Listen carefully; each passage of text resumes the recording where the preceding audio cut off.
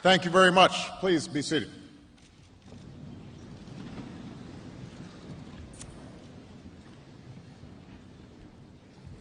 To General Haley for the outstanding work that he is doing, thank you so much. Good morning, Marines. Good morning, Camp Lejeune. Good morning, Jacksonville.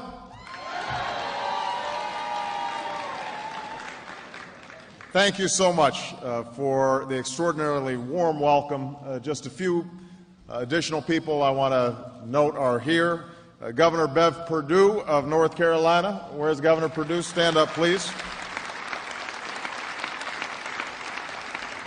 We have the new United States Senator from North Carolina, Kay Hagan.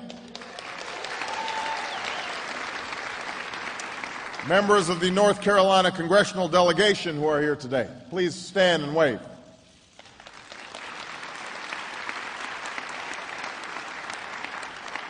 And thank you, Staff Sergeant Mink, for the outstanding rendition of our national anthem.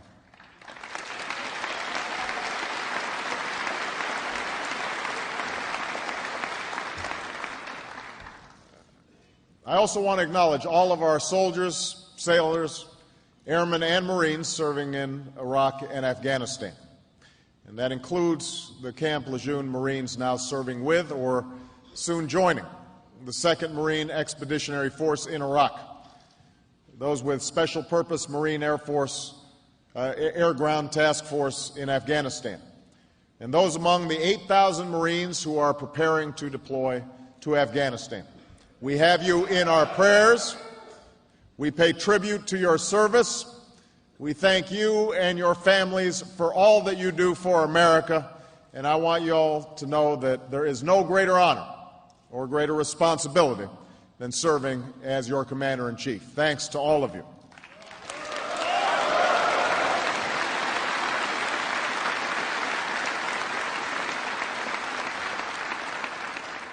I also want to take this opportunity to acknowledge Ryan Crocker, who recently completed his service as our ambassador to Iraq. This is one of the unsung heroes of this multi-year effort. Throughout his career, Ryan has always taken on the toughest assignments. He is an example of the very best that this nation has to offer, and we owe him a great debt of gratitude. He carried on his work with an extraordinary degree of cooperation with two of our finest generals, General David Petraeus and General Ray Odierno, who will be critical in carrying forward the strategy that I will outline today. And next month will mark the 6th anniversary of the war in Iraq. By any measure, this has already been a long war. For the men and women of America's armed forces and for your families, the war has been one of the most extraordinary chapters of service in the history of our nation. Many of you have endured tour after tour after tour of duty. You've known the dangers of combat and the lonely distance from loved ones. You have fought against tyranny and disorder.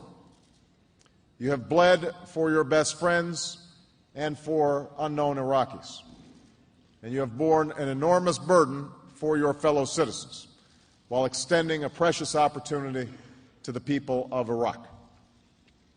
Under tough circumstances, the men and women of the United States military have served with honor and succeeded beyond any expectation. Today, I've come to speak to you about how the war in Iraq will end. To understand where we need to go in Iraq, it's important for the American people to understand where we now stand. Thanks in great measure to your service and your sacrifice and your family's sacrifices, the situation in Iraq has improved. Violence has been reduced substantially from the horrific sectarian killing of 2006 and 2007. Al-Qaeda in Iraq has been dealt a serious blow by our troops and Iraq's security forces, and through our partnership with Sunni Arabs. The capacity of Iraq's security forces has improved, and Iraq's leaders have taken steps towards political accommodation. The relative peace and strong participation in January's provincial elections sent a powerful message to the world about how far Iraqis have come in pursuing their aspirations through a peaceful political process. But let there be no doubt, Iraq is not yet secure, and there will be difficult days ahead. Violence will continue to be a part of life in Iraq. Too many fundamental political questions about Iraq's future remain unresolved. Too many Iraqis are still displaced or destitute. Declining oil revenues will put an added strain on a government that has difficulty delivering basic services. Not all of Iraq's neighbors are contributing to its security. Some are working at times to undermine it.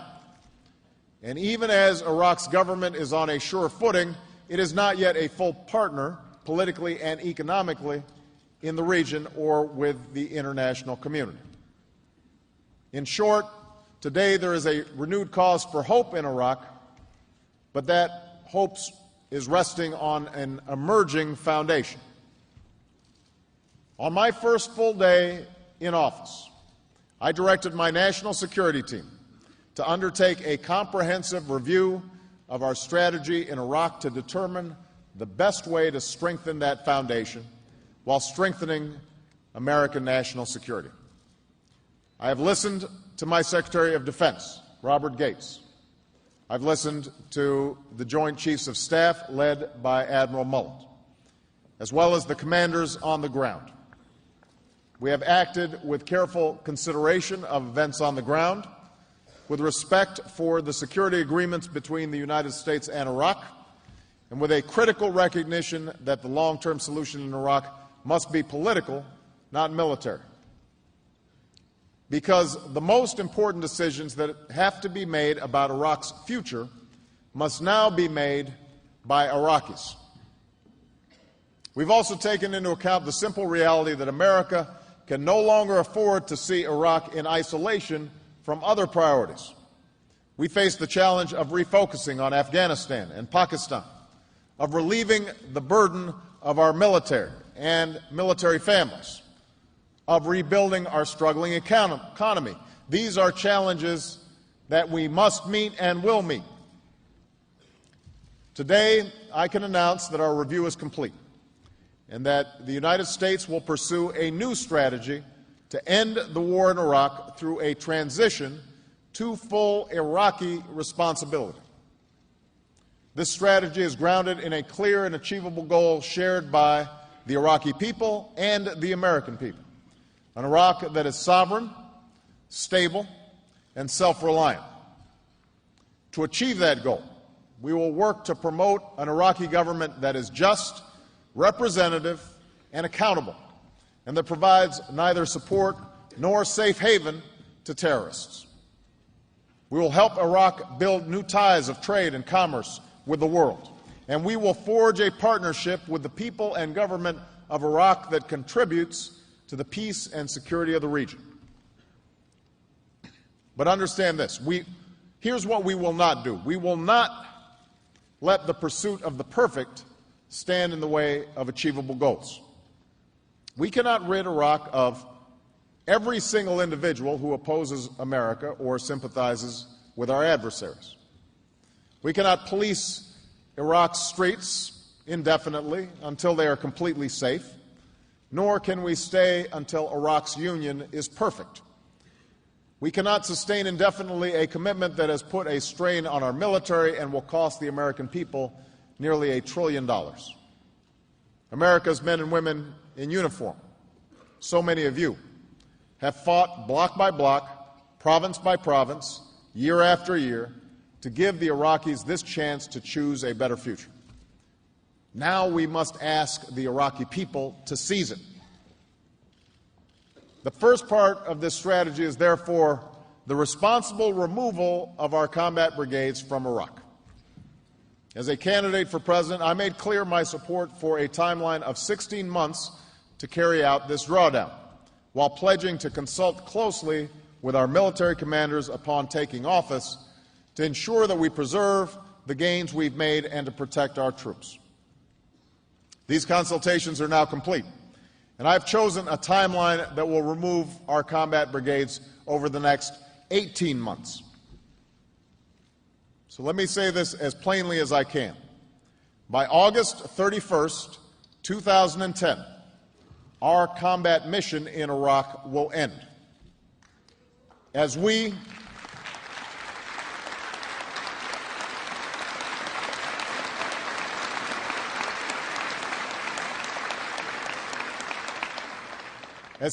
carry out this drawdown, my highest priority will be the safety and security of our troops and civilians in Iraq. So we will proceed carefully, and I will consult closely with my military commanders on the ground and with the Iraqi government. There will surely be difficult periods and tactical adjustments, but our enemy should be left with no doubt. This plan gives our military the forces and flexibility they need to support our Iraqi partners and to succeed. After we remove our combat brigades, our mission will change from combat to supporting the Iraqi government and its security forces as they take the absolute lead in securing their country.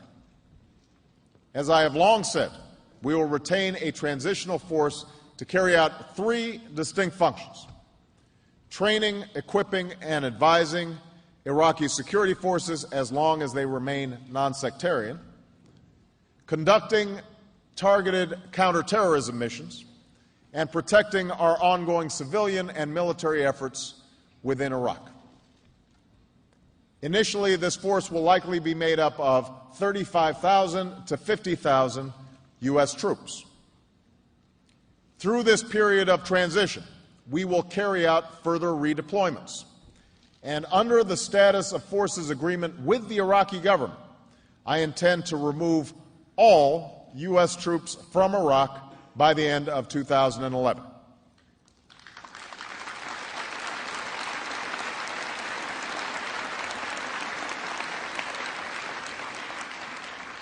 So we will complete this transition to Iraqi responsibility, and we will bring our troops home with the honor that they have earned. As we remove our combat brigades, we will pursue the second part of our strategy: sustained diplomacy on behalf of a more peaceful and prosperous Iraq. The drawdown of our military should send a clear signal that Iraq's future is now its own responsibility. The long-term success of the Iraqi nation will depend on decisions made by Iraq's leaders and the fortitude of the Iraqi people. Iraq is a sovereign country with legitimate institutions. America cannot and should not take their place. However, a strong political, diplomatic, and civilian effort on our part can advance progress and help lay a foundation for lasting peace and security. This effort will be led by our new ambassador to Iraq, Chris Hill. From his time in the Peace Corps to his work in Kosovo and Korea, Ambassador Hill has been tested, and he has shown the pragmatism and skill that we need right now. And he will be supported by the courageous and capable work of so many American diplomats and aid workers who are now serving in Iraq. Going forward, we can make a difference on several fronts. We will work with the United Nations to support national elections while helping Iraqis improve local government. We can serve as an honest broker in pursuit of fair and durable agreements on issues that have divided Iraq's leaders. And just as we will support Iraq's security forces, we will help Iraq's institutions strengthen their capacity to protect the rule of law, confront corruption, and deliver basic services. Diplomacy and assistance is also required to help millions of displaced Iraqis. These men, women, and children are a living consequence of this war and a challenge to stability in the region, and they must be a part of Iraq's reconciliation and recovery. America has a strategic interest and a moral responsibility to act. And in the coming months, my administration will provide more assistance and take steps to increase international support for countries already hosting refugees, We'll cooperate with others to resettle Iraqis facing great personal risk, and we will work with the Iraqi government over time to resettle refugees and displaced Iraqis within Iraq, because there are few more powerful indicators of lasting peace than when displaced citizens return home. Now, before I go any further, I want to take a moment to speak directly to the people of Iraq. You are a great nation, rooted in the cradle of civilization. You are joined together by enduring accomplishments and a history that connects you as surely as the two rivers carved into your land. In years past, you've persevered through tyranny and terror, through personal insecurity and sectarian violence. And instead of giving in to the forces of disunion, you stepped back from a descent into civil war and showed a proud resilience that deserves our respect. Our nations have known difficult times together, but ours is a bond forged by shared bloodshed and countless friendships among our people. We Americans have offered our most precious resource, our young men and women, to work with you to rebuild what was destroyed by despotism, to root out our common enemies, and to seek peace and prosperity for our children and grandchildren and for yours. There are those who will try to prevent that future for Iraq, who will insist that Iraq's differences cannot be reconciled without more killing. They represent the forces that destroy nations and lead only to despair, and they will test our will in the months and years to come. America, too, has known these forces. We endured the pain of civil war and bitter divisions of region and race. But hostility and hatred are no match for justice. They offer no pathway to peace, and they must not stand between the people of Iraq and a future of reconciliation and hope. So to the Iraqi people, let me be clear about America's intentions. The United States pursues no claim on your territory or your resources. We respect your sovereignty and the tremendous sacrifices you have made for your country. We seek a full transition to Iraqi responsibility for the security of your country. And going forward, we can build a lasting relationship founded upon mutual interest and mutual respect as Iraq takes its rightful place in the community of nations. That leads me to the third part of our strategy: comprehensive American engagement across the region. The future of Iraq is inseparable from the future of the broader Middle East.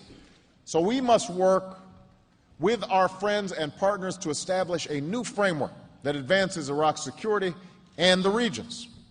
It's time for Iraq to be a full partner in regional dialogue, and for Iraq's neighbors to establish productive and normalized relations with Iraq.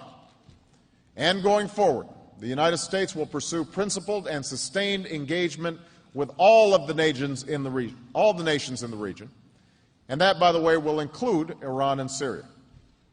This reflects a fundamental truth. We can no longer deal with regional challenges in isolation. We need a smarter, more sustainable, and comprehensive approach. That is why we are renewing our diplomacy while relieving the burden on our military.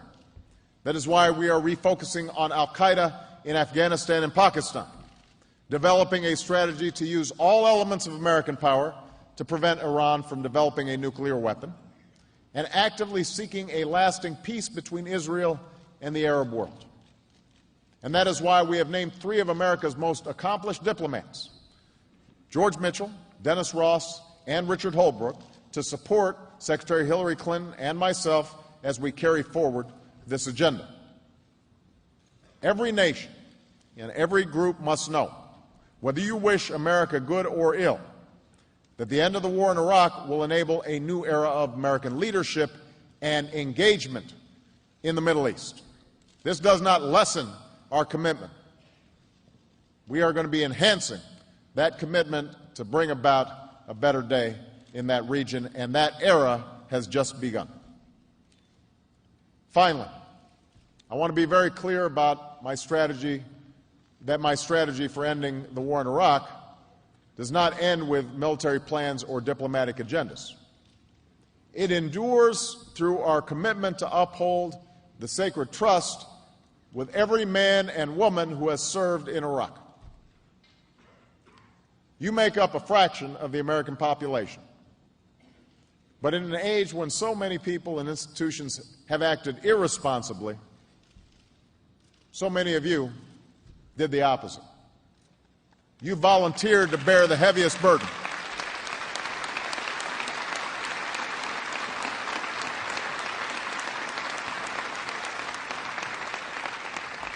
You volunteered to bear the heaviest burden, and for you and your families, the war does not end when you come home.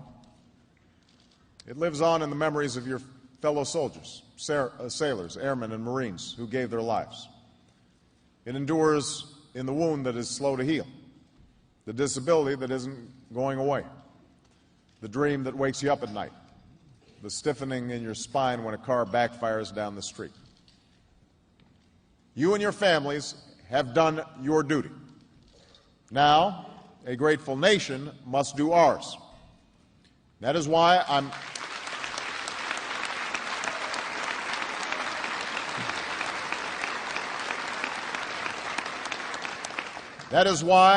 as reflected in my new budget, I am increasing the number of soldiers and Marines so that we lessen the burden on those who are serving. That is why I've committed to expanding our system of veterans health care to serve more patients and to provide better care in more places. We will continue building new wounded warrior facilities across America and invest in new ways of identifying and treating the signature wounds of this war, post-traumatic stress disorder and traumatic brain injury, as well as other combat injuries.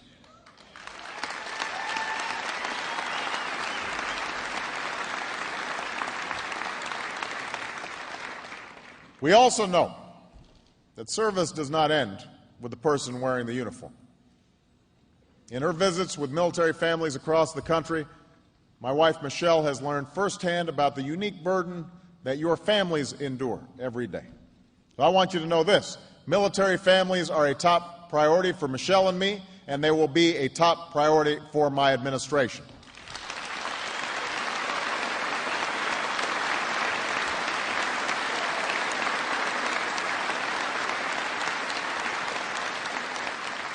We will raise military pay and continue providing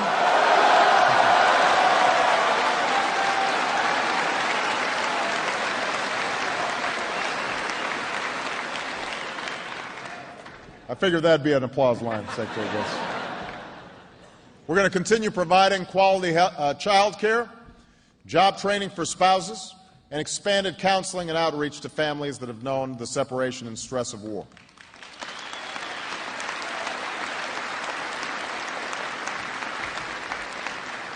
We will also heed the lesson of history, that those who fight in battle can form the backbone of our middle class by implementing a 21st century GI Bill to help our veterans live out their dreams.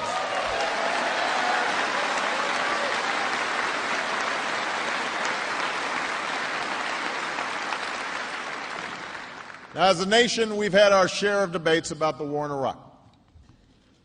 It has at times divided us as a people. To this very day, there are some Americans who want to stay in Iraq longer and some who want to leave faster. But there should be no disagreement on what the men and women of our military have achieved. And so I want to be very clear. We sent our troops to Iraq to do away with Saddam Hussein's regime, and you got the job done. We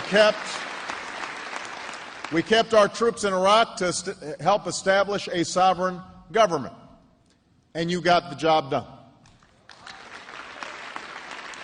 And we will leave the Iraqi people with a hard-earned opportunity to live a better life. That is your achievement. That is the prospect that you have made possible. There are many lessons to be learned from what we've experienced. We have learned that America must go to war with clearly defined goals, which is why I've ordered a review of our policy in Afghanistan. We have learned that we must always weigh the costs of action and communicate those costs candidly to the American people, which is why I've put Iraq and Afghanistan into my budget. We have learned that in the 21st century, we have to use all elements of American power to achieve our objectives, which is why I'm committed to building our civilian national security capacity so that the burden is not continually pushed onto our military. We have learned that our political leaders must pursue the broad and bipartisan support that our national security policies depend on, which is why I will consult with Congress in carrying out my plans. And we have learned the importance of working closely with friends and allies, which is why we are launching a new era of engagement and diplomacy in the world. The starting point for our policies must always be the safety and security of the American people. I know that you, the men and women of the finest fighting force in the history of the world, can meet any challenge and defeat any foe. And as long as I am your commander-in-chief, I promise you that I will only send you into harm's way when it is absolutely necessary and provide you with the equipment and support you need to get the job done. That is the most important lesson of all.